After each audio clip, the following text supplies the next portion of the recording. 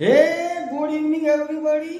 मैं सब कुछ कर सकता हूँ। मैं आज आपको इंडिया के टैक्स के बारे में बताऊंगा।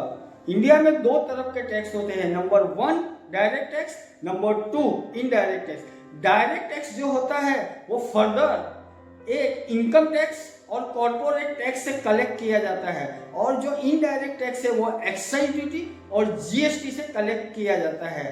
जी हाँ दोस्तों, यह मैं आज आपको जीएसटी के एक छोटे से जो चैप्टर है वो क्लासिफिकेशन, उसके बारे में मैं बताने जाता हूं।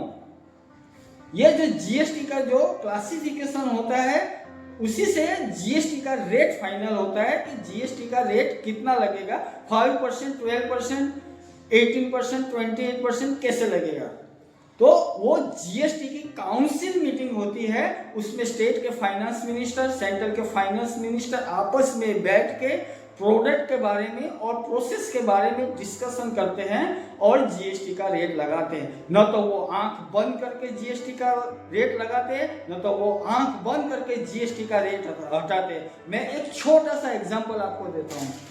ये पॉपकॉर्न है, ये प्लेन पॉपकॉर्न जब रोड पे और सिनेमा घरों में जब बिकता है तो उसका जीएसटी का रेट 5% लगता है, और यही पॉपकॉर्न जो सॉल्टेड होते हैं और पैक्ड कंडीशन में होते हैं तो जीएसटी का रेट 12% लगता है। और जी हाँ दोस्तों, यही पॉपकॉर्न जब शुगर एडेड होते हैं, चीज होते हैं, कैरेमल होते हैं तो जीएसटी का रेट 18% लगता है।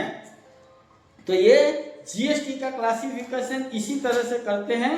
तो मैं सीएमए राकेश कोष्टी आपसे अलविदा कहता हूं, और आप भी कहिए मैं सब कुछ कर सकता हूं। Thank you.